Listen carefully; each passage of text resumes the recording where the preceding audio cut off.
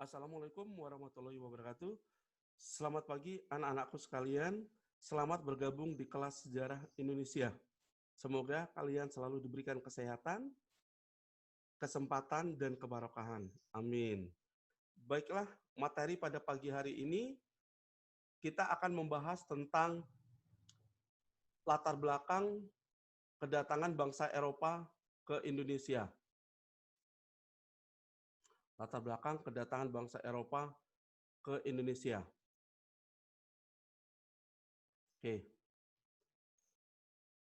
Atau proses masuk dan penjajahan bangsa Eropa ke Indonesia. Sini kita ketahui bahwa apa sih yang melatar belakangi kedatangan bangsa Eropa ke Indonesia? Yaitu dilatar belakangi karena dampak adanya perang salib. Di mana kita ketahui pada saat itu terjadi perang salib antara bangsa Eropa dengan bangsa Turki yang akhirnya dimenangkan oleh bangsa Turki. Dengan kemenangan bangsa Turki, pada saat itu bangsa-bangsa Eropa dilarang membeli rempah-rempah di pasaran internasional, tepatnya di kota Konstantinopel, terutama bangsa Portugis. Bangsa Portugis dan Spanyol itu dilarang untuk membeli rempah-rempah. Dengan adanya larangan tersebut sehingga memicu bangsa-bangsa Eropa untuk mencari sumber rempah-rempah sehingga tiba di Indonesia. Baiklah, di sini akan kita pelajari pertama tujuan kedatangan bangsa Eropa ke Nusantara, kemudian yang kedua kedatangan Portugis ke Nusantara, ketiga kedatangan Spanyol ke Nusantara, keempat kedatangan Inggris ke Nusantara, dan kedatangan Belanda ke Nusantara. Bagaimana tujuan kedatangan bangsa Eropa ke Indonesia? Secara umum, bangsa-bangsa Eropa itu datang ke Indonesia memiliki 4 tujuan. Yang pertama, yaitu bertujuan untuk menguasai rempah-rempah secara langsung dari sumbernya. Karena bangsa Eropa tahu Indonesia adalah salah satu negara penghasil rempah-rempah terbesar. Kemudian yang kedua adalah menguasai daerah strategis, baik untuk perdagangan maupun militer. Yang ketiga, bangsa Eropa bertujuan untuk mengeruk sebanyak mungkin sumber daya suatu wilayah. Sedangkan yang keempat adalah turut campur dalam urusan politik suatu wilayah dengan harapan atau dengan tujuan ingin menguasai wilayah tersebut. Itu tujuan secara umum kedatangan bangsa Eropa ke Indonesia. Selanjutnya kita bahas tentang kedatangan bangsa Portugis ke Nusantara. Penjelajahan yang pertama itu dilakukan oleh bangsa Portugis yang pada saat itu dipimpin oleh Bartolomeu Dias. Penjelajah ini gagal hanya mencapai India. Kemudian selanjutnya dilanjutkan oleh yang kedua, penjelajah yang kedua dari Portugis adalah Vasco da Gama. Vasco da Gama, penjelajah kedua ini sampai ke Goa, yaitu India. Sekembalinya Vasco da Gama, kemudian dilanjutkan oleh penjelajah yang ketiga, di bawah pimpinan Alfonso de Albuquerque.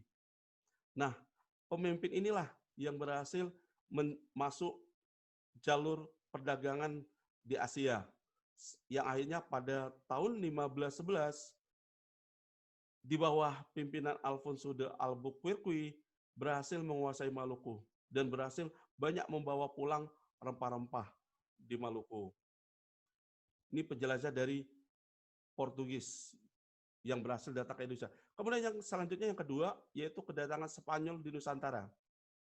Nah, untuk membicarakan masalah Spanyol, penjelajah yang pertama dari Spanyol adalah Christopus Columbus. Beliau mencapai Hindia Timur dari arah barat.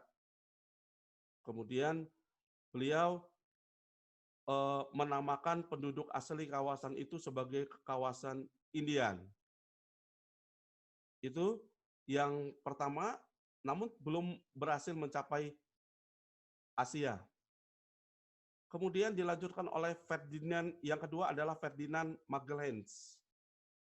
Ferdinand Magelhaens pada tahun 1520 itu mereka sampai di Filipina dan mendirikan tugu peringatan dan menyatakan daerah itu menjadi milik Raja Spanyol. Kemudian pada tahun 1521, dua kapal ekspedisi Spanyol itu sampai di Maluku. Setibanya di Maluku, terjadilah peperangan dengan Portugis. Karena terlebih dahulu yang menguasai Maluku pada saat itu adalah bangsa Portugis, sehingga ketika tiba di Indonesia, bangsa Spanyol itu ditolak oleh Portugis, karena Portugis merasa bahwa kawasan Indonesia hanya boleh dijajah oleh bangsa Portugis. Selanjutnya, kedatangan Inggris ke Nusantara. Kedatangan Inggris ke Nusantara itu diawali sejak tahun 1600 di bawah kekuasaan atau Kongsi Dagang EIC yang mendapat hak khusus dari pemerintah Inggris untuk menangani perdagangan di Asia. EIC ini memiliki hak penuh dalam memonopoli perdagangan di Asia. Ini selanjutnya adalah EIC juga pada saat itu ketika berkuasa di Indonesia itu mulai terdesak oleh Belanda yang akhirnya menyingkir. Walaupun terdesak dari Nusantara, EIC juga berhasil menanamkan pengaruhnya dalam perdagangan Asia. Kemudian pada tahun 1612, EIC dapat mengusir Portugis dari India. Itu dari Inggris. Ini kapal armada dagang EIC yang banyak membawa rempah-rempah dari Indonesia. Yang terakhir, yaitu kedatangan bangsa Belanda ke Indonesia. Kedatangan bangsa Belanda di Indonesia itu dilatar belakangi dengan adanya perang 8 tahun antara bangsa Belanda dengan bangsa Spanyol dari tahun 1568 sampai 1648, yang akhirnya Belanda mengalami kekalahan. Dengan Belanda mengalami kekalahan, Belanda pada saat itu mengalami kesulitan rempah-rempah, yang akhirnya Belanda pergi sendiri mencari daerah-daerah penghasil rempah-rempah. Pada saat itu, Belanda mengutus Cornelis de Houtman untuk mencari sumber rempah-rempah. Pada tahun 1595, memimpin 4 buah kapal untuk mencari jalan ke Nusantara. Kemudian selanjutnya pada tahun 1596 sampai di Pelabuhan Banten di bawah pimpinan Cornelis de Houtman. Walaupun gagal mencapai Maluku, beliau berhasil membuka jalan bagi ekspedisi lainnya dari Belanda. Demikian materi tentang masuknya bangsa-bangsa Barat di Indonesia yang dilakukan oleh bangsa Portugis, Spanyol, Inggris, dan Belanda.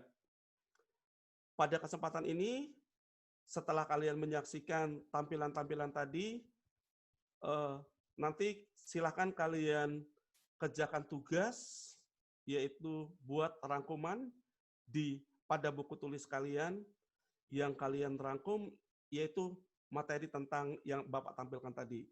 Apa yang melatar belakangi bangsa Eropa datang ke Indonesia, bagaimana tujuannya, dan penjelajah lainnya. Demikian pertemuan pada pagi hari ini. Semoga kalian tetap semangat. Bapak akhiri, wassalamualaikum warahmatullahi wabarakatuh.